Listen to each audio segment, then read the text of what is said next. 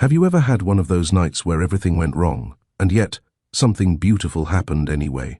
Tanisha Harmon stepped out of the black SUV, her heels sinking into a shallow puddle as thunder rolled overhead like a warning shot. Rain poured like it was personal. Her $2,000 trench coat clung to her body, her silk blouse soaked through. The valet took one look at her and flinched. She didn't flinch back. "Get the bags inside," she said, voice clipped but even. Inside the lobby of the Rainier Plaza Hotel, the chandelier sparkled, but the tension around the front desk crackled louder than the lightning outside. Tanisha strode up, her phone now dead, her patience already buried. Reservation for Tanisha Harmon. Penthouse suite. The clerk blinked. I'm so sorry, Miss Harmon. There's been a system issue. Your room was released by accident, and with the storm, we're now completely booked." She stared. "Reassigned," he continued, voice trembling, "to a corporate executive from Munich. I've already tried contacting him, but—" Tanisha raised her hand slowly. "Let me understand this," she said. "I book a penthouse suite 3 weeks ago. I arrive on time during a Category 1 thunderstorm, and you're telling me I have nowhere to sleep?" The clerk's Adam's apple bobbed. "We have one space left. A shared suite. Technically separate bedrooms, just shared common space. The other guest is a male, ex-military, clean record, polite." Tanisha tilted her head. "So, to clarify, you want me to bunk with a stranger?" He nodded quickly, eyes darting to the manager nearby. "That's all we have." "I'm terribly sorry." Tanisha glanced behind her.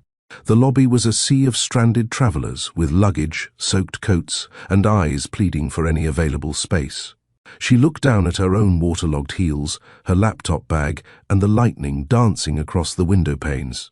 And for once in her perfect, curated life, she let go. "Fine," she said. "But if he so much as breathes funny, I'm buying this hotel and evicting everyone within a 6-block radius." She knocked once, swiped the key card, and stepped inside. The suite was quiet, dimly lit. She walked in, wheeling her bag behind her, and turned to close the door, only to freeze mid-motion. There he was, shirtless, barefoot, towering. He stood at the edge of the bedroom, towel around his neck, dark jeans riding low on his hips. His chest was cut like marble, scars peeking out beneath a tribal tattoo curling down his bicep. His face, sharp, jaw set, eyes alert. He stared at her the way soldiers probably scan minefields. "You're the billionaire roommate?" he asked. Tanisha dropped her umbrella into the bin and didn't blink. "You're not dead. Good. Let's keep it that way." He chuckled just once and stepped aside, gesturing with one arm. "I took the left room. Yours is on the right. Fresh towels in the hall closet. I won't disturb you." His voice was gravel wrapped in velvet, deep, measured. "I wasn't expecting company," she muttered, stepping inside. "Neither was I." He turned back into his room without looking again. Tanisha closed her door behind her, dropped her soaked bag, and stared at the plush room. She was used to penthouses and presidential suites, but suddenly, this standard suite, with its dim lights, beige walls, and faint scent of cedarwood, felt human. She pulled off her wet clothes, towel-dried her hair, and wrapped herself in the oversized robe provided. Then she powered up her laptop and settled onto the small couch in the shared living room. She didn't hear him come out at first, but then the scent of coffee hit her. He walked into the kitchenette like he owned it, barefoot and shirtless, and began brewing something dark and strong. "You always this charming?" she asked, without looking up. He glanced her way. "Only when I share rooms with Forbes cover models." She raised an eyebrow. He poured a mug and held it out. "Figured tech billionaires drink artisanal matcha, but this is all I got." She accepted the mug without a word. "Only when we're not trapped in purgatory with sarcastic soldiers who think charm is a survival skill." He grinned. "Touché." They didn't exchange names. Not that night. She worked quietly. He read a novel with a torn spine. Around 11:30 p.m., the storm knocked out the cable. "Looks like entertainment's down." Tanisha closed her laptop and exhaled. "Figures. Thai takeout?" he offered, holding up a paper bag. They delivered before the sky broke open. She blinked. He pulled out 2 cartons and chopsticks, red curry or ginger noodles, and somehow they ended up on the couch, cross-legged, chopsticks clicking, eating in candlelight. She found herself laughing, actually laughing, as he did a spot-on impression of the hotel manager's fake smile. A bolt of thunder cracked so loud that Tanisha flinched involuntarily. He paused mid-sentence. She didn't realize her body had tightened until he reached across the couch. He didn't speak. He just placed his palm over hers. Not demanding, not suggestive, just stillness. Storms, he said softly. They always sneak up on you. Tanisha nodded slowly. So do nights like this. The storm didn't let up. Rain slapped against the window like it was trying to get inside, but the suite remained warm, quiet, suspended in time, the kind of night that doesn't feel real until you're telling someone about it years later. Tanisha sat with her knees tucked under her robe, balancing a carton of noodles on her lap. Everett, still nameless to her, leaned back on the opposite end of the couch, chopsticks in hand, ankle resting on one knee. The faint light of a phone screen lit his face as he scrolled. "You always this relaxed?" she asked. He glanced up. "Only when I don't have to fight my way through traffic, clients, or a grocery store parking lot." She smirked. He set the phone aside. "You always this uptight?" "Only when people ask me questions like that." They both laughed. It wasn't the kind of laughter she was used to, the polite kind, the kind that echoed across boardrooms but never touched her ribs. This was different. This was real. The next boom of thunder cracked so loud that the walls trembled. Tanisha instinctively curled closer to herself, wrapping her arms tighter. A habit born from childhood storms and a mother who always worked the night shift. Everett saw it. He didn't say anything. He just stood, walked over to the small minibar, pulled out a hotel blanket, and gently draped it over her shoulders. She stiffened, but only for a moment. "Thanks," she murmured. He settled back into the armchair this time, closer to her, still a respectful distance. There was silence for a moment, then his voice, soft but certain. "I used to hate storms." She looked over. He stared at the rain. They reminded me of things I couldn't control. The battlefield was loud, but a thunderstorm was louder in my head. Tanisha didn't ask for details. She didn't need them. The weight behind his words was enough. "I hated them too," she said after a beat. "My mom used to work nights, left me with an old radio and a cold apartment. Thunder used to sound like arguments waiting to happen." Their eyes met, and in that moment, 2 people from very different worlds weren't so different at all. "Ever been married?" he asked suddenly. She raised an eyebrow. That escalated quickly. "Curious. You're not wearing a ring, but you carry yourself like someone who's had to hold more than her heart together." Tanisha exhaled slowly. "No, I married my company. It cheats on me with investors, but at least I get the tax benefits." Everett chuckled. "That's dark. I like it." She set the noodle box aside. "What about you?" He hesitated. "Once. For 2 years. She couldn't handle what I brought back from the war." Silence. Then Tanisha leaned back, arms folded. "You know what's funny?" "What?" "You're the first stranger I've talked to like this in, maybe forever." He looked at her. "Same." The power flickered once, then went out. The suite dimmed until only the flickering glow of stormlight bounced across the walls. Tanisha stood slowly. "Well, that's inconvenient." Everett grabbed his phone and turned on the flashlight. "I've got emergency lights in my gear. Give me a sec." He disappeared into his room, returning moments later with a small tactical flashlight that lit the space with a soft white hue. She watched him work, noticed how steady his hands were, how prepared he seemed, even in chaos. "You always this capable?" she asked. He grinned. "You always this impressed?" She rolled her eyes, smiling despite herself. They ended up back on the couch. Blankets, flashlight set in a glass tumbler like a DIY lantern. You ever regret it? She asked. What? Serving. He paused. Not for a second, but I regret what I lost afterward. Tanisha nodded. She understood that kind of loss. Not from war, but from power. From climbing so high that everyone else starts to look like ants. Even the people who once mattered. Sometimes I wonder who I'd be if I wasn't running a company, she whispered. Or being someone's headline, or someone's envy. He didn't answer, but the way he looked at her, without expectations, without greed, was answer enough. They didn't plan to fall asleep on the couch. But at some point, Tanisha leaned her head back, eyes drifting, and Everett, seated beside her, watched her breathing slow. Lightning flashed, illuminating her face. Strong jaw, smooth skin, eyes closed like she hadn't rested in years. He reached to adjust the blanket over her shoulder, and then her eyes opened. They stared at each other.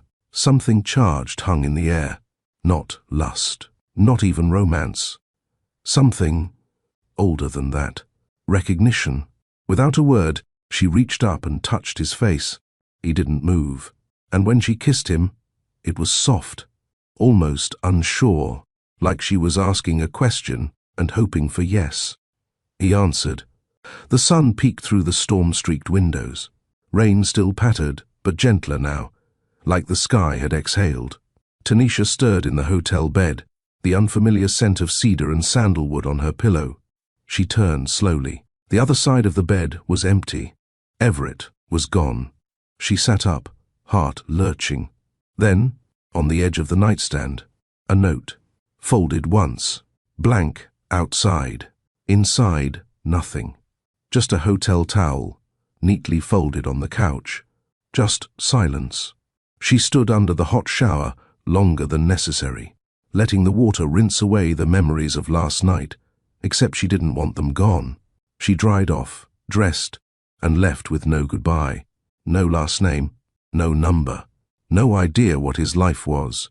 Just a memory etched into her skin and, though she didn't know it yet, something far more permanent. What would you do after sharing a vulnerable night with a stranger, only to wake up and find them gone?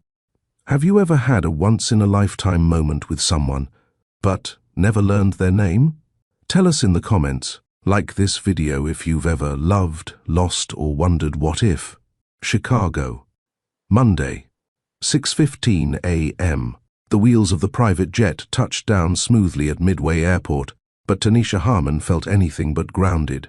Her eyes were open, but her body was still somewhere in Seattle, in a dim hotel suite, beneath soft blankets, beside a man whose name she never asked. She'd spent the entire flight trying to write him off as a mistake, but no spreadsheet, no executive memo, no mental whiteboard could organize what she felt right now. And that terrified her more than any boardroom crisis. As the jet rolled into its hangar, her assistant Saad was already waiting on the tarmac with an umbrella, coffee, and 3 iPads. You're 3 hours early. What happened to the keynote brunch in Seattle? Tanisha didn't respond. Saad blinked, eyes narrowing behind thick black-rimmed glasses. Girl, why do you look like you didn't sleep, but feel like you did? Tanisha brushed past her and climbed into the back seat of the tinted Escalade. What happened to my NDA folder for the new Raventech acquisition? Saad slid in beside her, right-hand side. But we're going to circle back to this energy you're giving off, ma'am. The ride into the city was quiet. Tanisha stared out the window, watching early morning Chicago stretch and yawn through fog and headlights. Every bump in the road made her stomach tighten, not from illness, but from memory. His hands, his voice, his stillness. She didn't even know his full name. Just Everett. She could still hear his voice in the way the wind hummed between traffic lights. By 8 a.m., Tanisha was back inside the Tech Trust Tower, floor 38, private elevator, espresso already steaming on her desk. She slid back into her identity like a glove. Tailored, perfect, untouchable. But something had changed. Because even as her team presented new UX developments and projected third-quarter forecasts, she felt it. That ache. That whisper in the back of her mind, asking, what if that night meant something more? Later that day, Shade cornered her in the executive lounge. You haven't made a single sarcastic remark since 7 a.m.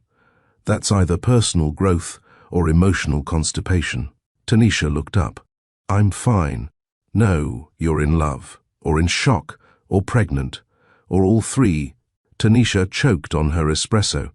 I'm kidding, Sade said, then paused. Unless I'm not. Tanisha stared at her. Oh. Oh, God. Sade. Tanisha, she whisper-shouted. Tell me you did not just confirm you had thunderstorm baby-making with a man whose last name you don't know. Tanisha groaned and buried her face in her hands. I didn't plan for it, okay? It wasn't some rebound or itch. I don't even know how it happened. We were just talking. And then, was he fine? Tanisha shot her a look. Fine, fine, Sade said, mouth widening into a grin. He was quiet, ex-military, smart, scar on his ribcage, smelled like firewood. Sade fanned herself. Okay, ma'am. So you had coffee, curry, and combat cuddles. Got it. 3 weeks passed. The nights got longer. Chicago weather turned crisp, and Tanisha, structured, rational, always on schedule Tanisha, started falling asleep in meetings, gagging at the smell of espresso, feeling off. She told herself it was stress, jet lag, burnout, until one morning she opened her purse and pulled out a peppermint, and almost vomited on the spot. She stood in the executive bathroom, clutching the sink, staring at her reflection. And for the first time in a long time, she was scared. She drove herself to a discreet clinic in the South Loop. No press, no staff, no Sade, just her, alone, waiting. The nurse came back with a folder, her expression unreadable. Congratulations, Miss Harmon. Tanisha sat in her car in the underground parking lot, the engine off. 2 tiny sonograms on her lap, 2 tiny heartbeats growing inside her. She whispered into the quiet, "You've got to be kidding me." And then, like the woman she was, she opened her calendar app and rescheduled the rest of the day. She had work to do. She tried to find him, called the hotel, got stonewalled by policy, checked military databases, but Everett wasn't exactly specific. No last name, no phone number, no email, only one night, and a forever growing inside her. So she did what powerful women do, she moved forward. Alone. The boardroom was a frozen lake of tension. Across a long mahogany table, 12 division heads watched Tanisha Harmon lead Tech Trust's quarterly summit with a kind of poise that had made her the youngest black female billionaire in American corporate history. Her navy dress was tailored, her voice crisp. Every word was measured, every number delivered with precision. She was 5 minutes away from closing a $120 million defense logistics software deal. And then, her water broke. Not quietly. A sharp breath escaped her. Her body froze. Everyone turned. Tanisha calmly slid her chair back. "Excuse me," she said, her voice so composed it might as well have been a calendar reminder. "This meeting will reconvene in 72 hours. She walked out of the room, water soaking through the back of her dress. Her assistant, Saad, already on the phone, met her halfway down the hallway. "The car's downstairs. I've got your overnight bag. And yes, I called in private security so the media won't follow us." Tanisha grunted, one hand pressed against her belly. "You know, for once, I'm glad you're over-prepared." "Ma'am," Sade smirked. "I bought the hospital a private wing." "You're welcome." Chicago Memorial was a fortress that night. Closed wings, blacked-out windows, and a security team tighter than a presidential motorcade. Tanisha's contractions came fast and without warning. She gritted through every one without a single scream. Her doctor, a kind woman with kind eyes, gently announced the words that made time stop. "You're having twins." 6 hours later, in a dim, quiet room, Tanisha held them. Liam. Then, Lily. Liam came out with a full head of curls and fists already clenched like he was ready to fight the world. Lily followed, calmer, eyes wide like she'd seen lifetimes. Tanisha stared at their tiny faces. the same hazel eyes, her lips, and his jawline. She didn't cry, but something cracked inside her that no amount of steel or silence could hold back. "Hi," she whispered. "I'm your mama. And you don't know it yet, but you've already saved me." 3 weeks later, the world found out. It wasn't planned, but one overeager nurse posted an anonymous congratulations tweet with a blurry photo of 2 bassinets. The internet did its thing. By the time Tanisha held her morning tea, the Chicago Weekly had already published its cover. Tech Queen welcomes twins billionaire Tanisha Harmon, breaks silence with surprise birth. The article didn't mention Everett. How could it? She still didn't know his last name. Everett tossed the newspaper across the kitchen table. His roommate Herbert looked up from his cereal. "You okay, man?" Everett didn't speak for a moment. Then, slowly, he picked up the paper again and turned it around. There she was. Tanisha, standing at the steps of a private clinic, baby carriers in both arms, a navy trench coat, sunglasses. The headline, sharp as lightning. But it wasn't the caption that punched him. It was the babies, Liam and Lily, 2 perfect little faces, staring at the camera. With his eyes, Everett's voice dropped to a whisper. "That's her, Hotel Storm nighter?" Herbert asked. Everett nodded. "And those kids, they look like—" "Yeah," Everett said, already grabbing his keys. "Yeah, they do." It wasn't hard, not when you really tried. She was a billionaire, a public figure. She gave speeches, led panels, owned a downtown high-rise. But when Everett showed up at Tech Trust Tower, the security detail was ready to escort him out. Until Sade walked by. She froze mid-step. "You," she whispered, eyes wide. "You're Storm Night guy." Everett took off his cap. His voice was quiet. "I think I'm their father." Tanisha was reviewing prototype specs when Said's voice crackled through the intercom. "I know you're going to kill me, but there's someone here you need to see." She didn't have time for cryptic messages, but the moment her door opened, she knew. Everett stood there, hands in his jacket, eyes never leaving hers. Tanisha's grip tightened around her coffee cup. Her breath caught in her throat. "Everett?" He took one step closer. "We need to talk."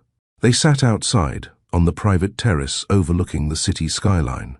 Chicago was chilly, but Everett didn't seem to notice. He held a photo of the twins in his hand, an image from the press. Tanisha watched him. "I didn't plan to leave that morning," she said, "but I didn't know how to find you." "I looked for you too," he replied, "but I only had your first name." And a thunderstorm, silence fell. Then softly, he said, "You meant something to me." Tanisha's voice was barely a whisper. "I didn't want to believe that night could matter, but it did." He nodded slowly. "Can I meet them?" The room was warm, with soft lullabies humming from a Bluetooth speaker tucked in the corner. 2 bassinets stood in the center of Tanisha's condo living room, side by side like they had always belonged. The curtains were drawn, bathing the room in the late afternoon amber glow of a Chicago sun. Everett stood still, hands clenched, breath uneven, his eyes locked on them, tiny fists, tiny feet, tiny versions of him. "That's Liam," Tanisha said softly. "He's the loud one." Everett's lips parted as the baby on the left let out a sleepy grunt. "And that's Lily. She likes staring contests. She always wins." Everett slowly stepped forward. He dropped to his knees beside the bassinets, his rough fingers trembling as he reached down. Liam yawned, stretching one chubby hand toward him. Everett didn't touch him at first. He just stared. Then, with a breath like a prayer, he held out a finger. Liam grabbed it instantly. Everett exhaled, and it sounded a lot like a sob. "I've never held a baby before today," he admitted. Tanisha, watching from the couch, smiled. "That makes 2 of us. Until 9 weeks ago." Everett gently scooped Liam into his arms, supporting his head the way he'd seen in every parenting video over the last 24 hours. The baby nestled into him like he'd been waiting for this moment all along. Lily followed, her wide eyes blinking up at Everett as he held her like crystal. "She has your eyes," he said, voice cracking. "They both do," Tanisha whispered. Everett sat down on the floor, both twins in his arms, tears slipping silently down his cheeks. Tanisha lowered herself beside him, cross-legged, her shoulder brushing his. For minutes they just sat, watching Liam and Lily drift in and out of baby dreams, soft breaths rising and falling. Then Everett asked the question that had haunted him since the morning he read the paper. "Why didn't you find me?" Tanisha looked away. "You were a stranger, Everett. I didn't know your last name. I didn't even know if that night meant anything to you." "It did," he said. "More than anything in years. You could have left a note." "So could you," she countered. Silence. "I was scared," she admitted finally. "I've run companies, been on magazine covers, sat on G7 panels, but nothing prepared me for the idea of raising twins, alone." He looked at her. "You're not alone anymore." Later that evening, after Everett had left for the night, promising to return the next day, Tanisha stood over the bassinets in silence. Saad appeared behind her, barefoot, holding 2 warm bottles. "So," she said, handing one over. "Storm Night has a name now." Tanisha nodded. "Everett. He the real deal?" Tanisha paused. "He's present. He showed up. No questions, no drama." Saad sipped her tea. "That's half the battle, girl. The other half, letting him stay." Back in his modest apartment, Everett stood in the kitchen with a beer he never opened. Herbert sat on the couch, scrolling.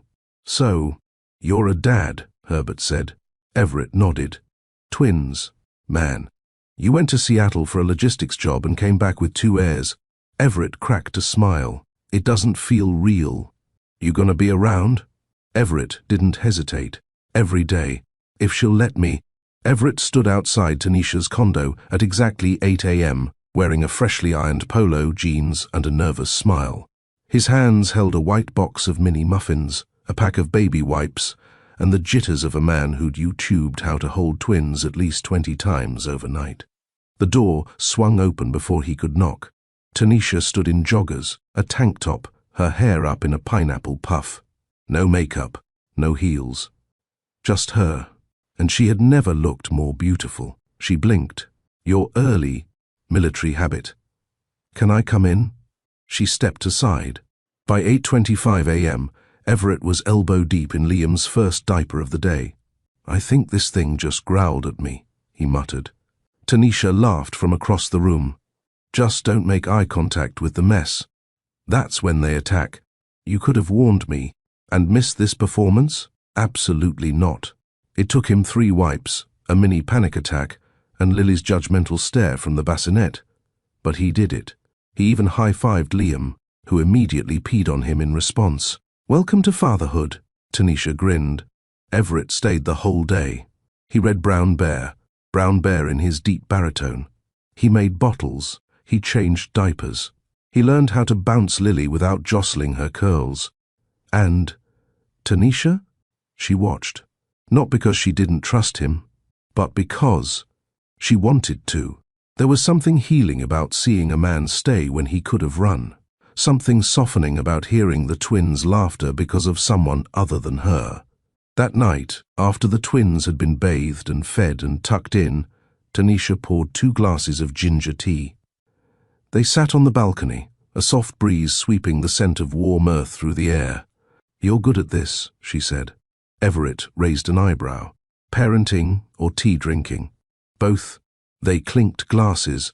He sipped, then exhaled.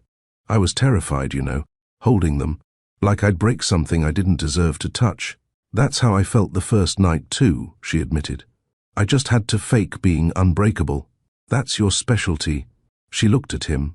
"No, it used to be. But right now, I just want to feel." Everett sat forward, elbows on knees. "I'm not perfect, Tanisha. I've made mistakes. I've seen things no human should. I can't promise a picket fence or a picture-perfect future, but I can promise I'll show up every day for them, for you, if you'll let me." She said nothing for a while. Then, slowly, she reached for his hand. "Start by showing up tomorrow. Let's see what happens after that. From her perch in the hallway, Saad watched them through the glass door. She wasn't eavesdropping, not officially. But when your boss starts smiling like that, you get curious. She snapped a photo of Everett holding both twins on his chest earlier. Then she texted it to her best friend with the caption, "Storm night, Daddy. Might just be endgame." Tanisha sat at her desk 2 days later, running financials for a new venture. She looked up from her screen and caught Everett, asleep on the couch, Lily curled on his chest, Liam tucked at his side. She stared for a long moment. Then she whispered, "Maybe I'm not alone anymore." Chicago, 7:45 a.m. Everett stood on the L train platform, wind slapping his collar as the brown lines screeched toward him. A battered copy of the Chicago Weekly was tucked under his arm, creased, dog-eared, and reread more times than he could admit. Tanisha Harmon, on the cover, twins in her arms. His twins. He stared ahead at the city skyline, once just concrete and neon to him. Now somewhere in that skyline was his children, breathing, living, cooing, unaware that their father was finally coming for them. The train pulled up. He stepped on, and didn't sit. It had only been days since Tanisha let him into her world, into the nursery, the balcony, the rhythm of bottles and lullabies. But Everett still replayed the moment Lily blinked up at him like she'd always known his face. How Liam, fussy and full of fire, quieted in his arms. And how Tanisha hadn't shut him out, not completely. "You're not a guest," she had whispered. "You're their father. Act like it." So he had. He'd bought books, watched tutorials, texted Sade for diaper tips and swaddling hacks. He'd filled a notebook with scribbled parenting notes like he was training for deployment, because in some ways he was. Only this battlefield was domestic, emotional, unforgiving. Across the city, floor 38 of the Tech Trust Tower buzzed with activity. Tanisha walked through the main hall in an ivory suit, heels muted against the custom Italian flooring, her mind far away. She'd just ended a morning call with Singapore investors and hadn't heard a word. Her assistant Sade trailed behind her, iPad in hand. "Board wants a second look at the fourth quarter outreach campaign," Sade said. "Also, your calendar for Friday.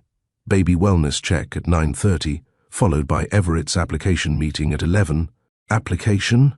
Tanisha asked, pausing. "You told him to meet with HR about becoming Liam and Lily's emergency contact. He booked it immediately." Tanisha nodded absently, resuming her pace. Saad squinted. "You okay, boss?" "I'm fine." But Saad wasn't convinced. Everett stepped off the train and into the business district. It wasn't his world. Not really. But something about it didn't feel foreign anymore. Maybe because his future now lived in a corner penthouse at the top of the tallest building on the block. He looked up and exhaled. Here we go. The front desk at Tech Trust was glossy, sterile, expensive. The receptionist blinked up at Everett like he'd grown out of the carpet. "Do you have an appointment?" "Everett. I'm here to see Sade Obiora or Tanisha Harmon. I'm sorry, we don't." "He's good," came a voice from behind. Saad emerged from the elevator, black slacks, gold earrings, and a folder under her arm. She gave the receptionist a once-over. "He's the father of the twins, the CEO's twins." The woman's jaw dropped. Everett offered a polite nod. Sade led him into the executive lounge. The walls were lined with fresh orchids and framed patents. Everett kept glancing at them, like they might explode. Sade handed him a black folder. "Custody, emergency contact, medical proxy rights. All the boring legal stuff you'll need to sign." Everett looked up. "So, she's really letting me in?" Sade folded her arms. "She's letting you try." A beat passed. "You hurt her, Everett," she added, "not just by disappearing, by existing only in memory while she raised 2 kids alone for 9 months. She never even said your name until 2 weeks ago." Everett nodded slowly. "I don't blame her. I'd hate me too." Shad's eyes softened. "Then maybe, don't make her regret letting you back in." That afternoon, Everett arrived at the condo with a bag of essentials and baby-safe thermometers. a box of Tanisha's favorite ginger cookies and two tiny custom onesies, with Stormy embroidered on the front. He knocked gently.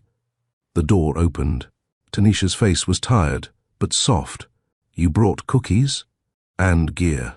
I Googled everything they said I didn't know." She blinked, then stepped aside.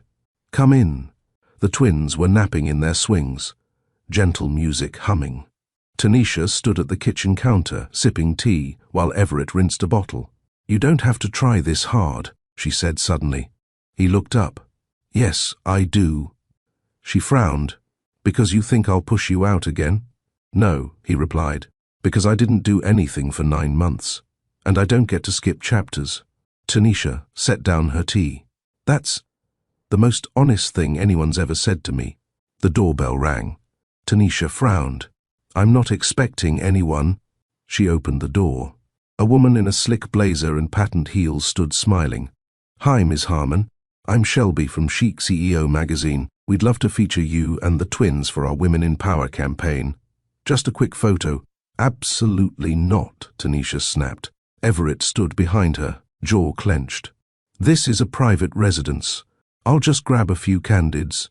Everett stepped forward. "Ma'am." "Leave." The woman faltered, eyes bouncing between Tanisha and Everett, then turned and scurried off. Tanisha closed the door and locked it, then turned around slowly. "You didn't flinch," she said. "You had fire in your eyes," he answered.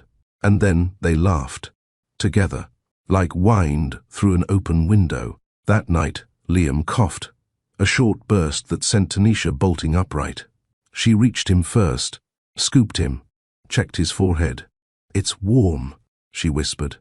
Everett was already dialing the pediatric line. "He's breathing okay. No wheezing. But it's better safe than sorry."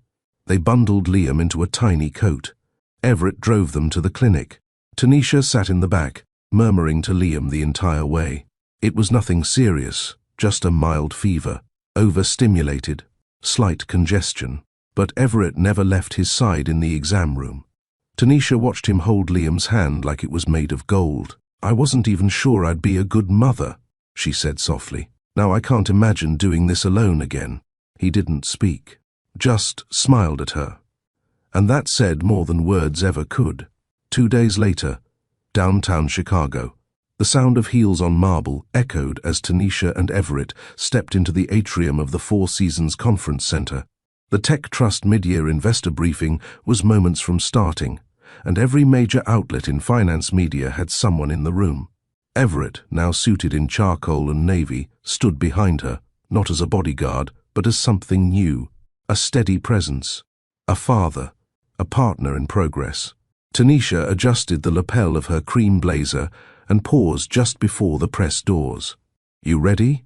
she asked, not looking at him. "You," he countered. She gave him a sidelong glance. "Let's see who blinks first." They entered together.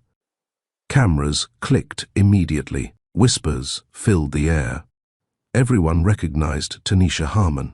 But the man beside her, he wasn't on any Forbes list, not a board member, not a known quantity. And he was holding the baby carrier, with Liam inside, softly snoring in a tiny Tech Trust onesie. Tanisha took the stage. Everett slid into the front row beside Sard, who cradled Lily. A reporter leaned over. "Is that the father?" Sade raised a brow. "Is that your business?" She stood before the screen, her voice strong and unshaken. "You've all seen the headlines. Yes, I became a mother. Yes, it was unexpected. But here's the truth. My family didn't subtract from my strength. It refined it." Murmurs spread like ripples. "The future of leadership isn't rigidity. It's balance. It's love and logic. I'm building Tech Trust for the world my children will inherit. And that makes me more focused than I've ever been." Applause erupted. Behind her, Everett smiled. Liam stirred in his sleep, then cooed. As they exited, Everett noticed a sharply dressed man lingering backstage. Tailored pinstripes, designer watch, phone in hand. "Tanisha," he called out. She turned, her face tensed. "Andre." Everett's posture straightened slightly. Andre stepped forward. "You look incredible. And the babies. Wow. I didn't expect to see you glowing with twins on your hip. Everett stepped up beside her. Andre's eyes flicked over to him. And you are? Everett. A long silence. Oh, Andre said lightly. I thought you weren't into average. Tanisha's voice cut like glass. I was never into men who cared more about headlines than holding my hand. Andre smirked, but retreated. Well, congrats on the glow-up. Hope it lasts. Everett didn't say a word, but he didn't need to. He was still standing there. Back at the condo, Tanisha kicked off her heels and collapsed onto the couch. Everett carried both twins into the nursery and returned with ginger ale and a warm compress for her neck. He was your ex, Andre? Yeah. Harvard grad, VC-funded hotshot. Loved my ambition, until it outgrew his ego. Everett sat beside her, resting the compress gently behind her neck. He seemed smug. He always does. He used to call me intense. Said no man would ever stay. He was wrong. Tanisha didn't speak for a moment. Then she leaned over, head on Everett's shoulder. You stayed. The next morning, Tech Trust's PR line blew up. An anonymous source had tipped Business Today Weekly that the father of Tanisha's twins was a military nobody with no financial stake in her company. The headline? Storm Night strikes again. Is CEO Tanisha Harmon too smart for this man? Tanisha read it on her phone while breastfeeding Lily. She didn't flinch. Sade stormed in. We need a formal statement, a correction, or a cease and desist. Tanisha held up a hand. We don't respond to baseless insecurity. Still, you sure you're okay with the world calling him beneath you? Everett entered the room just then, burping Liam over his shoulder. Tanisha looked over at him. Then back at Sade. They're not calling him beneath me. Then who? Tanisha gave her a smile. Themselves. That night, Everett sat on the balcony, cradling a cup of lukewarm tea. Tanisha joined him with a blanket wrapped around her shoulders. That article, he said quietly. It wasn't wrong. I'm not in your world. I never will be. Maybe not, she replied. But you're in mine. That matters more. He looked at her. People are watching you, judging you. You could lose respect, endorsements, influence. I'd rather lose fake respect than lose you. That silenced him. She reached over, slid her fingers into his hand. You don't need to be powerful, Everett. You just need to be present. You sure? She leaned in. Stay. Prove it. The next weekend, Tanisha took a rare full day off. They picnicked in Lincoln Park, under the fall trees, surrounded by leaves and laughter. No suits, no phones. Just them. Everett lay on the blanket with both twins curled on his chest. Tanisha sat cross-legged beside them, watching a family she never expected to have form like constellations across a sky she used to navigate alone. As the sun dipped low, Everett whispered, You ever wonder if the storm was divine interference? Tanisha looked at him. No, she said. I know it was Sunday morning, 6:18 a.m. The city hadn't woken up yet, but Everett had. He sat in the nursery, barefoot, wearing a faded grey tee and navy sweatpants, with Liam dozing against his chest and Lily curled in the crook of his left arm. The twins had fallen asleep during the bottle handoff at 4:45 a.m., and instead of returning them to the crib, Everett just held them. Not because he had to, because he wanted to. Because these two tiny humans, who looked like him, breathed like him, yawned like him, were the first things in his life he wanted to build around, not escape from. Across the hall, Tanisha stirred in bed. She reached instinctively for the baby monitor and saw the glow of Everett's back, steady, rocking. She watched for a while, eyes soft, breath still. She'd fought so hard to carry everything alone. Now, for the first time in a year, her house felt like a home with more than one set of shoulders carrying the weight. She closed her eyes again. This time, she actually slept. By 9 a.m., Everett had made pancakes, bathed the twins safely and without soap in their eyes, dressed them in matching onesies, and was dancing with Lily on his hip to Marvin Gaye in the living room. Tanisha walked in and froze. He spun slowly, holding Lily gently by the waist like she was floating. She squealed with laughter. He looked up and smiled. "Good morning." Tanisha folded her arms. "What's all this?" "Soulful Saturday, upgraded to Sunday edition." "And who appointed you DJ Daddy?" "Liam," Everett said seriously. "He has great taste, strong preference for old-school Motown." Tanisha shook her head, smiling despite herself. Later, while folding baby laundry, she caught herself watching him again. Not in judgment, not in caution, in admiration. Everett had gone from ghost to guardian in less than 2 weeks. No panic, no praise-seeking, just presence. And her heart, once concrete and steel, was beginning to remember what softness felt like. "So," Sade whispered, as they watched Everett spoon-feeding Liam mashed banana later that day. "You two, you know." "No," Tanisha said. "Not yet. Maybe not ever. He slept over last night, though. To help. For the twins." "I'm just saying, boss. I've never seen you let a man operate the dishwasher in your kitchen." Tanisha looked down. "I haven't either." She didn't recognize the number, but she answered out of habit. "Tanisha." The voice made her skin crawl. "Andre, why are you calling me?" she said flatly. "Because I saw the interview," he replied. "You and him, the kids, the narrative." "There is no narrative." "There is now. You look like a charity case. You're letting some ex-military orphan into your empire. What does your board think? What I do with my life and my family is none of your concern. Just remember, investors don't bet on women who get distracted." Tanisha hung up without a word, then blocked the number. Everett pushed the stroller slowly through the park. The twins were cooing, wide-eyed at the trees. A woman jogging by slowed down. "They yours?" Everett looked up, surprised. "Yeah," she smiled. "Lucky babies." He watched her jog away, then looked down at Liam and Lily. "Nah," he said quietly. "I'm the lucky one." That night, over baked salmon and garlic couscous, Tanisha cleared her throat. "Would you ever consider moving in?" Everett blinked. "What?" "I'm not asking for a relationship. I'm just thinking practically. The twins love you. You're already here half the time. Why not just—" He didn't speak right away, then nodded slowly. "If that's what you want." She looked up. "Is it what you want?" He held her gaze. "I want to be wherever they are. Wherever you are." 3 weeks later, Everett was no longer a guest. His toothbrush lived in Tanisha's marble bathroom now, tucked beside her jade one. His boots rested beside her heels at the entryway, and the twins had started reaching for him even when Tanisha was right there.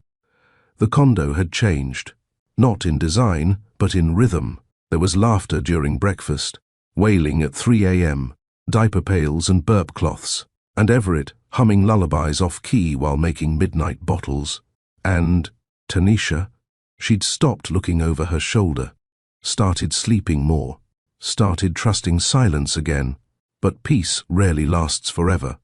On a Tuesday morning, while reviewing updated contract clauses with the legal team, Sade entered Tanisha's office looking visibly rattled. "You need to see this," she said, sliding her phone across the table. A video played, grainy, filmed by someone behind a potted plant. It showed Tanisha and Everett kissing in the park, Lily asleep in the stroller beside them. A warm moment, a real one. But the video was captioned, "Is this the man behind Tech Trust CEO baby scandal? Unknown ex-soldier now living with Harmon, gold digger or co-parent?" "It's trending," Sade added grimly. "Already hit 700K views in the last 2 hours. Tanisha's face went stone cold. She tapped her fingers once, then said nothing. That afternoon, Everett opened his email to find a message from a former commanding officer. Ignore the noise. Some people only see headlines, not heart. He didn't understand at first, until he opened the link and watched the video. His jaw clenched, not from embarrassment, from rage. Not at Tanisha, at himself, for not preparing for this. Tanisha walked through the door with her coat still buttoned. She looked exhausted. Everett stood with a burp cloth over his shoulder, rocking Lily. They didn't speak right away. Then, "You saw it," she said. "Yeah." The board's split. Half of them are backing me. The other half thinks I'm exposing the company to gossip. That it looks unprofessional. Because of me. She said nothing. That silence hit him harder than shouting would have. That night, Everett packed a small bag. Tanisha found him in the guest room, folding a t-shirt. "What are you doing?" "Giving you space. I don't want to be the reason you lose anything." "You're not. You didn't say that earlier. Because I didn't want to say the wrong thing. You could have said, 'Stay.'" Tanisha's voice cracked. "I wanted to." Everett closed the zipper. "But you didn't." He kissed Lily's forehead, whispered to Liam, "Be good, take care of your sister," then walked out the door with the same silence he entered her life with. The moment the door shut, Tanisha collapsed against the kitchen island. The tears came fast, hot, unstoppable. Sade arrived minutes later to find her on the floor. "Boss?" Tanisha looked up, voice hoarse. "I sent him away." She remembered that hotel night again. The Thai food, his steady voice during the thunder, how he'd touched her hand like it was glass.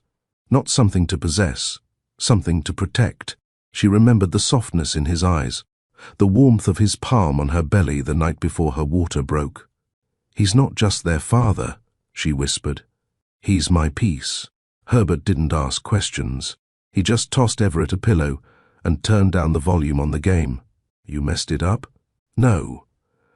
"I protected her. You left, didn't you?" Everett looked away. "She didn't say stay, maybe because she wanted to see if you'd fight for it." Over the next 2 days, Liam refused bottles from anyone but Tanisha. Lily cried herself into a hoarse little rasp every night after 8. Their routine cracked like ice under weight. Tanisha tried to stay strong, but babies don't lie. They knew someone was missing. At the end of the week, Tanisha took the stage at a Women in Tech panel hosted by The Atlantic. Midway through her address, she paused. Then she closed her notes. "Let me tell you what I didn't plan for." The room quieted. "I didn't plan for a man who held my babies at 4 a.m. without asking for credit, who learned how to change a diaper from YouTube videos and asked for co-parenting forms before asking for my heart." Murmurs filled the room. Tanisha met the eyes of every woman in that audience. And I didn't plan to fall in love with someone who wasn't on my vision board, but was exactly what my soul needed. Applause began low, then built. By the time she stepped off stage, the video had gone viral. Have you ever walked away from something good because you were afraid of what people would say? Is love worth fighting for, even when the world doesn't understand it? Drop your story or reflections in the comments. Like if this chapter stirred something in your heart. Subscribe to Mr. Charles Stories. Everett's fists hit the heavy bag in steady rhythm. Whump, whump, whump. Sweat poured down his back, soaked his shirt, blurred the edges of his vision, but the words played louder than his pulse. I didn't plan to fall in love with someone who wasn't on my vision board, but was exactly what my soul needed. Tanisha's voice. He'd watched the clip 20 times. Couldn't look away. Couldn't stop the ache in his chest that grew each time she looked into the crowd and spoke her truth. Because it wasn't just a speech, it was a call. Herbert leaned against the ropes. "So?" She finally said it out loud. Everett stopped the bag, letting it sway. "Yeah, and you're still punching bags instead of kissing the woman?" Everett wiped his brow. "She deserves someone steady, someone who's not always waiting for the other shoe to drop. And yet, you're the only one who showed up for her without asking for anything in return." Everett dropped onto the bench. "I don't want to be a burden." Herbert tossed him a towel. "Brother, you're a home.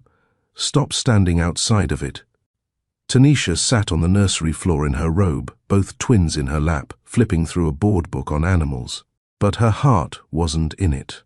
Lily kept glancing toward the front door. Liam kept wiggling for something, or someone, not present. And Tanisha kept checking her phone. No missed calls, no texts.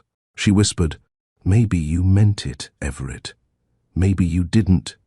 The doorbell rang. Her heart jumped. But it was only a delivery from Tech Trust. Later that evening, Sade arrived with groceries and a raised eyebrow. You look like someone put your heart in rice after it fell in water. Tanisha tried to laugh, but it came out tired. I said it all, Saad. In public, in front of press, clients, my board. I told the whole world that I love a man who makes mashed banana for your babies and hums Marvin Gaye at 3 a.m. Tanisha nodded. And he's still gone? He probably thinks I don't want him back. Then tell him, girl, you're not waiting on a Hallmark card. This is your life. At 11:17 p.m., Everett's apartment buzzer buzzed. He looked up from his couch, confused, then walked to the door. And there she was, Tanisha, in sneakers, no makeup, hoodie under a trench coat, hair pulled back in a loose bun. She didn't speak, just held up her phone and hit play. It was a video, the twins giggling. Then, Tanisha's voice on top of it. They miss you. I miss you. If you're not home by sunrise, I'll start looking for you all over again. Everett's heart stopped. Then he opened the door. They strolled down his quiet street, hands not touching, but hearts speaking in silence. You didn't have to come here, Everett said softly. I did. I've never chased anyone before. I never had to. So, why now? Because this time, I'm not chasing a man. I'm chasing my family. He stopped walking. Turned to her. You meant what you said. All of it. He exhaled. I'm scared. She nodded. Me too. But we don't have to do it alone anymore. At 5:45 a.m., Everett carried both twins back into the condo in his arms. They barely stirred. Tanisha walked beside him, unlocking the door. Inside, the apartment smelled like lavender and cinnamon. Home. He kissed Lily's head, then Liam's, then turned to Tanisha. You sure? She nodded. I've never been more sure of anything in my life. Sunlight filtered gently through the blinds, casting golden stripes across the nursery floor. Everett sat cross-legged on the rug, Liam in his lap, and Lily clumsily attempting to put a pacifier in his mouth. She missed by a mile, but giggled like she won an award. Tanisha leaned against the doorway, arms folded, watching the man who'd once been a ghost become the center of her children's world. And slowly, hers again. 8:12 a.m. Kitchen. Everett poured almond milk into Tanisha's smoothie glass and slid it toward her. She arched an eyebrow. You remembered? Banana, oat, cinnamon. No chia seeds.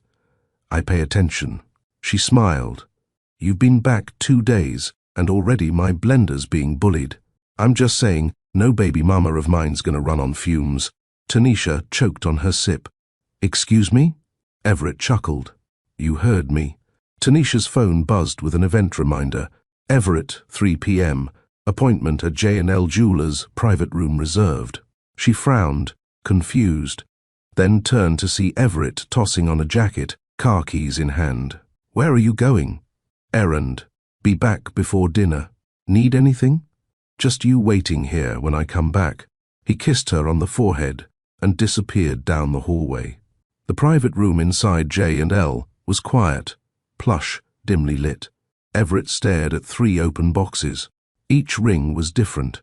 One was sharp and classic. Another was vintage. But the third, twin sapphires wrapped in a protective halo of tiny diamonds. One sapphire was deep blue, Liam's birthstone. The other, soft pink, Lily's. Between them was a single clear diamond, not too big, not too loud, but solid, timeless. That one, Everett said. The jeweler smiled. At the condo, Tanisha had just finished feeding the twins when she noticed something on the kitchen counter. A folder. Inside, legal paperwork. Everett had transferred a portion of his military pension into a custodial trust for the twins.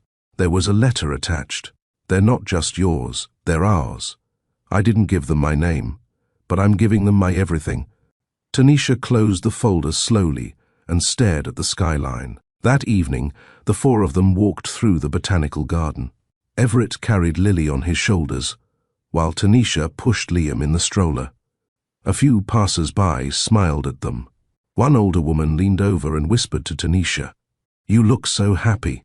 Don't let the world talk you out of it." Tanisha squeezed Everett's hand. When they got home, Tanisha noticed fairy lights strung across the back patio. A blanket had been laid out. Soft jazz was playing.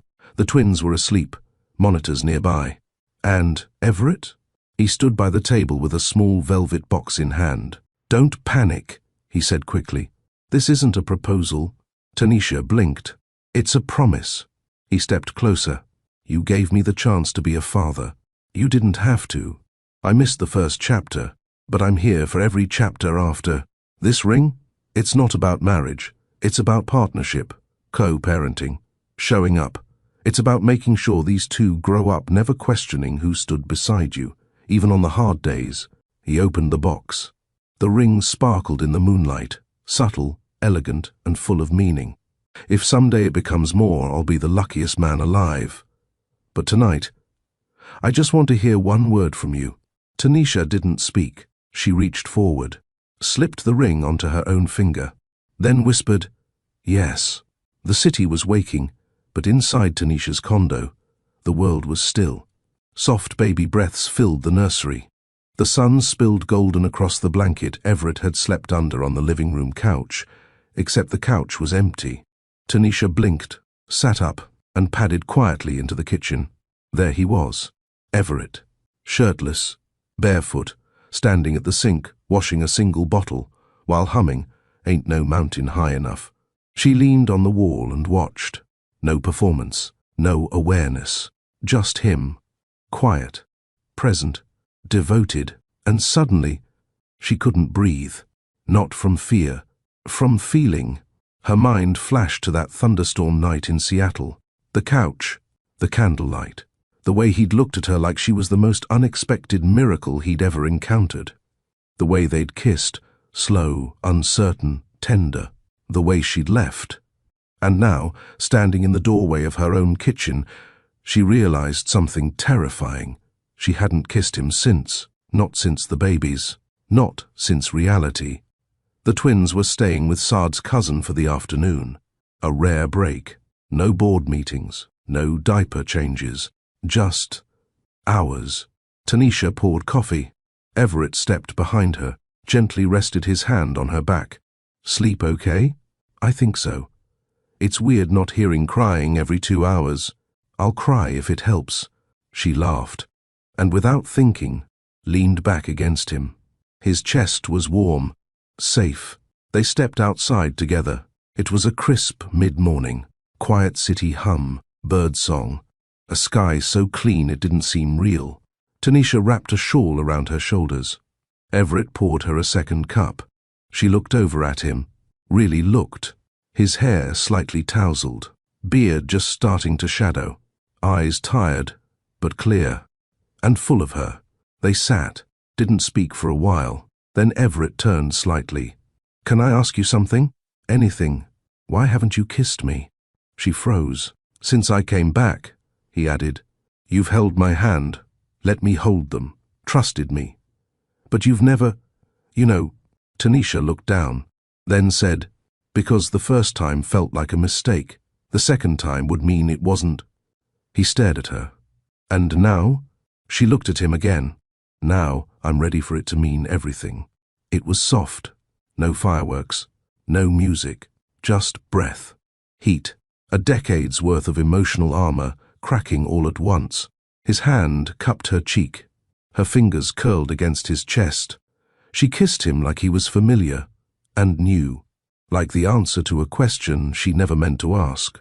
She didn't pull away when he traced her shoulder, didn't flinch when he followed the line of her collarbone, didn't resist when she led him by the hand to her bedroom. It wasn't about sex. It wasn't even about passion. It was intimacy in its rawest form. Two people unlearning pain with each other's mouths. Two bodies telling the truth before their minds caught up. They lay tangled in cotton sheets, breath steadying. No shame, no awkwardness, just warmth. Just her head on his chest, his hand tracing patterns on her back. "You good?" he whispered. "Yeah," she murmured. "But if you hum Marvin Gaye again, I might cry." He laughed softly. She smiled. The twins returned home by 7 p.m., gurgling and happy. Tanisha fed them. Everett read them a story. Then, instead of leaving the room, they both stayed, together, all four of them. Lying on the rug, Liam on Everett's stomach, Lily in Tanisha's lap, soft lullabies playing. And for the first time in months, peace wasn't a moment. It was a state of being. The nursery glowed with faint lavender light. Liam stirred in his crib. Lily whimpered softly, but not in hunger, just dreaming. Tanisha stood over them, robe tied loosely, her feet bare against the cool hardwood. Everett entered behind her quietly, wrapping his arms around her waist from behind. "They're still sleeping," she whispered. "So are we," he replied, burying his face into the curve of her neck. Tanisha turned in his arms and looked up. "You staying?" "Always." They kissed again. No hesitation this time. Just home. Everett had started taking early morning shifts with the twins. He kept a calendar on the fridge titled Team Twin Ops. Each task, diapers, bottle warm-ups, tummy time, was assigned like a military schedule. Tanisha teased him for it, but deep down, it made her heart flutter every time she walked into the kitchen and saw 7 a.m. Snuggle Supervision Dad scribbled in Sharpie. That afternoon, while Everett napped with the babies in the nursery, Tanisha stood in the doorway and just watched. His head rested on a pillow beside Liam, one arm curved gently around Lily. His face was soft, mouth slightly parted. He wasn't the Everett from Seattle anymore. He was something deeper, quieter, solid, and so beautiful. She stepped back, closed the door, and leaned against the hallway wall. Then whispered, "I think I love you."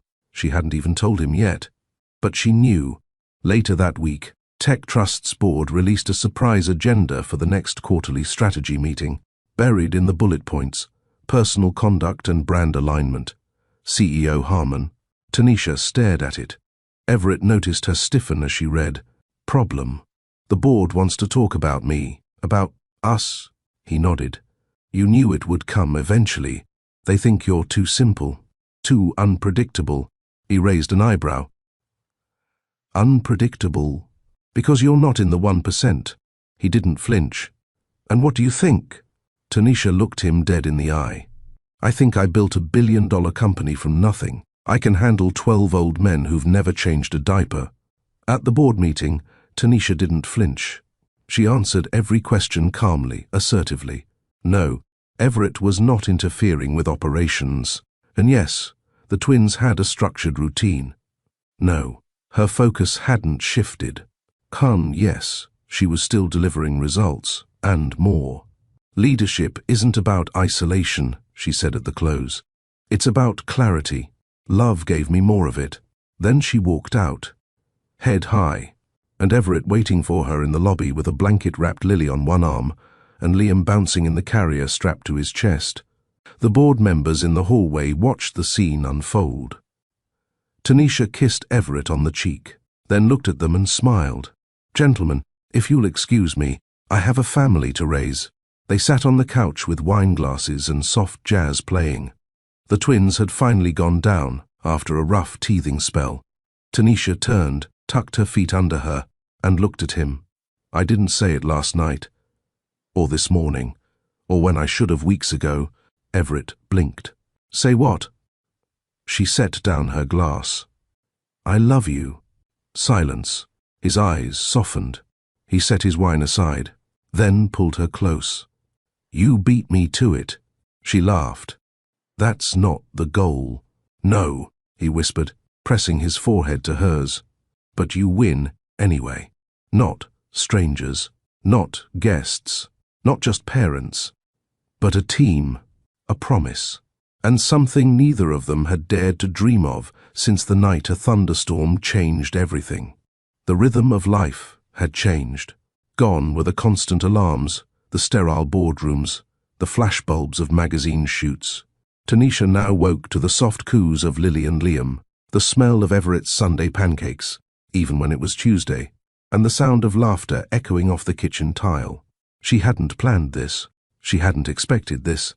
But every morning she woke up with Everett beside her, arms wrapped around her waist, their twins nestled between them or babbling from their cribs. She was reminded some blessings didn't arrive in spreadsheets. They came in whispers, warm touches, and hearts that finally stopped running.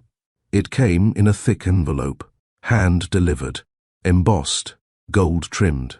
Tech Trust's annual leadership gala, a black tie affair hosted in New York. A room full of journalists, investors, analysts, and every powerful executive Tanisha had ever sparred with on a conference call. "You don't have to go," Everett said, watching her expression as she read the please reply. "I do," she murmured. "They'll be expecting a statement. You already gave them one when you walked out of that boardroom. This time, they expect me to show up with proof that the empire is still stable." He tilted his head. "And by proof, you mean a ball gown and a speech?" She smiled faintly. "And a father standing beside me who isn't intimidated by who I am." Everett leaned on the counter, folding his arms. "You want me to wear a tux?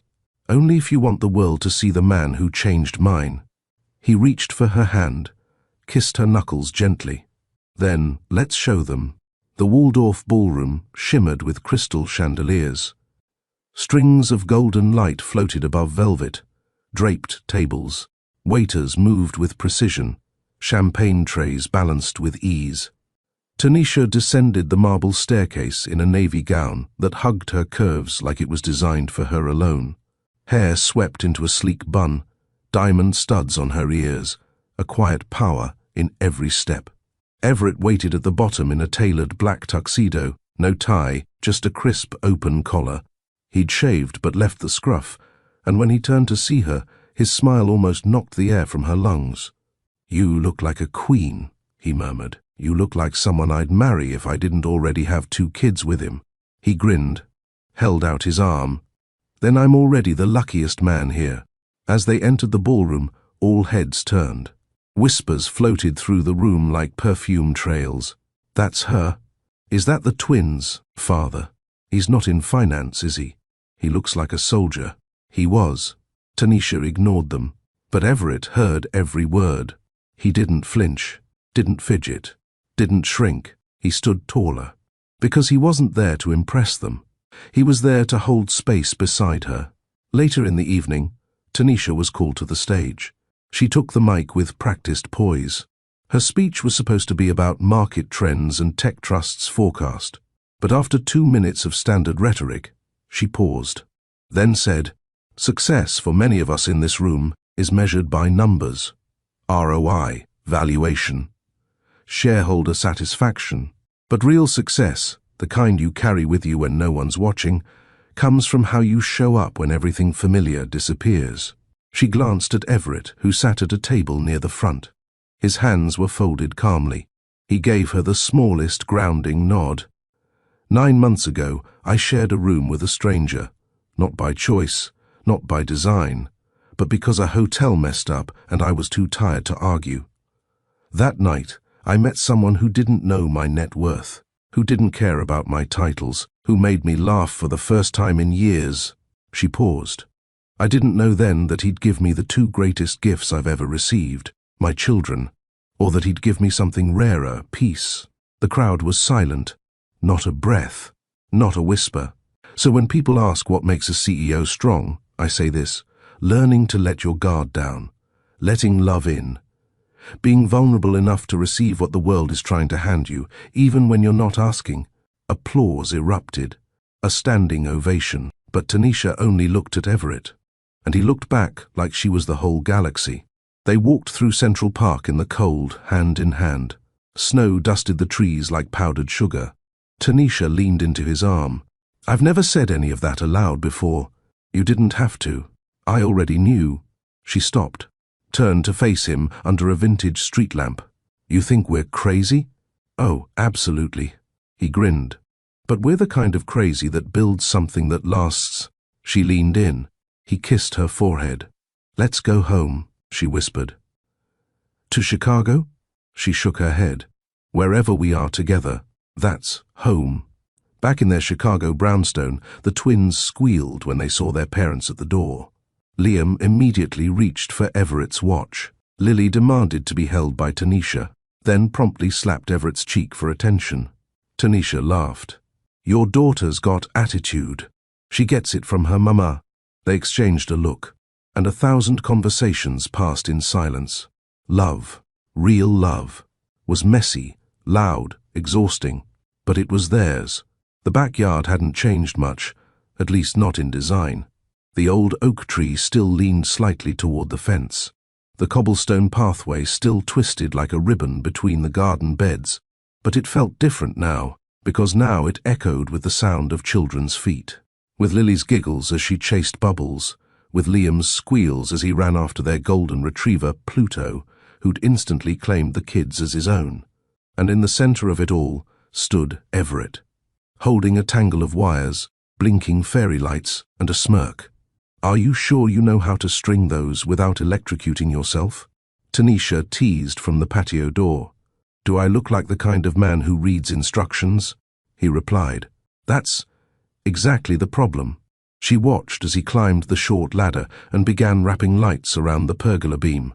He was meticulous, not just about the setup, but about everything.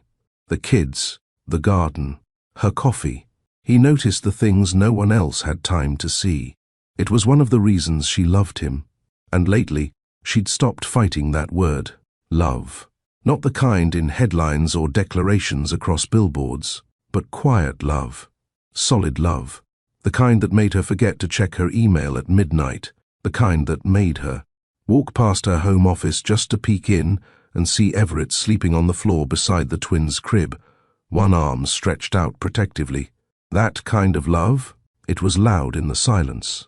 Later that evening, she stepped into the backyard again, drawn by the soft glow now pulsing from every corner. Lights hung in lazy loops above the patio. Candles flickered inside mason jars. A slow jazz tune floated from the Bluetooth speaker. She turned and stopped. Everett stood in the middle of it all, wearing a linen shirt open at the collar, sleeves rolled. In his hand, a velvet box. Her breath caught. Everett. He smiled, but there was something serious in his eyes. Something reverent. "I know I'm not the guy anyone expected," he began, voice quiet.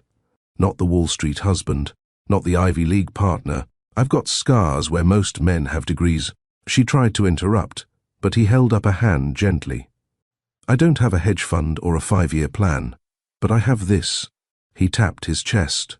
"I have a heart that finally knows what peace feels like. Because of you, because of us." He opened the box.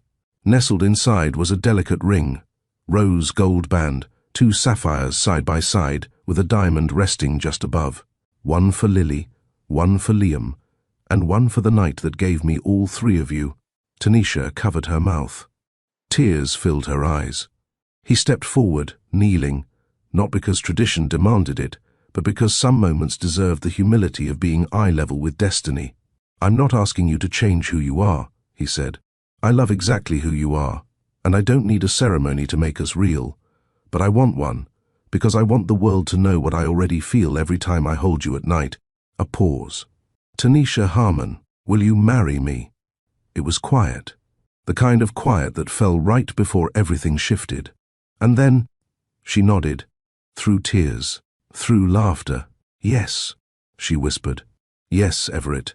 Yes, 1,000 times."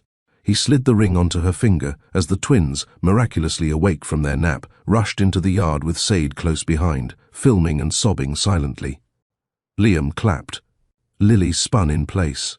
And under fairy lights and the late summer sky, Tanisha kissed him with everything she hadn't known how to say for years. They lay side by side on the patio lounger, wrapped in a shared blanket, the twins asleep in the nursery. "Did you plan that whole speech?" she murmured. "Only the part where I said your name right." She laughed. "You nailed it." He turned, his hand brushing over hers. "I meant every word. You're not just my kid's mother. You're my safe place." She rested her head on his chest. "And you're the only man who's ever made me feel like I could breathe without proving myself first." They stayed like that for hours, not talking, just listening to the wind, The backyard was alive with light and laughter. Fairy lights twinkled like stars trapped just for them. Children's laughter mingled with soft jazz and the sweet scent of jasmine. Tables were set with warm candlelight, elegant place settings, and platters of Tanisha's favorite foods: roasted chicken, fresh salad, honey-glazed carrots. But the centerpiece was not the food. It was the family. Friends, family, colleagues, faces from every chapter of their lives, gathered under a tent festooned with white roses and soft fabric. Aaliyah and Aaron, Tanisha's closest friends and the twins' godparents, helped orchestrate the day. The children ran and played, their smiles wide and full of joy.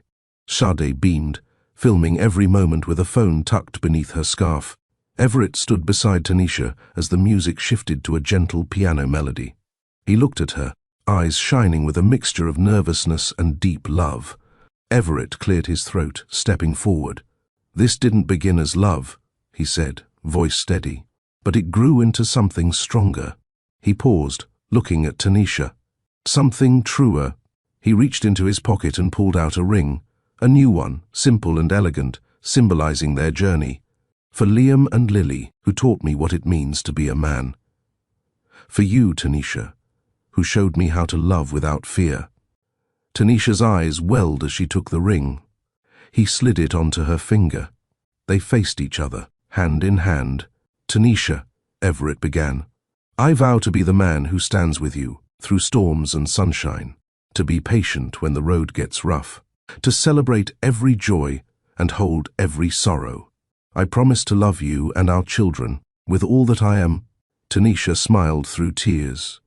"Everett, I vow to let you in when my walls get high, to trust the man who has proven his heart again and again, to cherish the love born from unexpected moments, and to walk with you forever through all of life's seasons." They kissed softly, a seal on promises made. Under soft fairy lights they swayed, slow, tender, close. The twins, sleepy now, nestled in the arms of their godparents. The world shrunk until it was just them and love. Later, as the crowd mingled, Tanisha spoke quietly with Sade. "Do you know what this day means?" Sade smiled. "Yes. It means you won." Tanisha nodded. "It means love doesn't need perfect timing or perfect plans. It means healing comes when you're brave enough to open your heart. It means family isn't just blood. It's trust, growth, and the courage to say, 'I'm here.'" That night, under the stars and the gentle hum of the city, Tanisha whispered to Everett, "This didn't begin as love, but it grew into something stronger, something truer, something worth every step." Everett kissed her forehead, and together they looked ahead to all the tomorrows still waiting. If this story touched your heart, please like, comment, and subscribe. Tell us below, what does love mean to you when it grows through storms?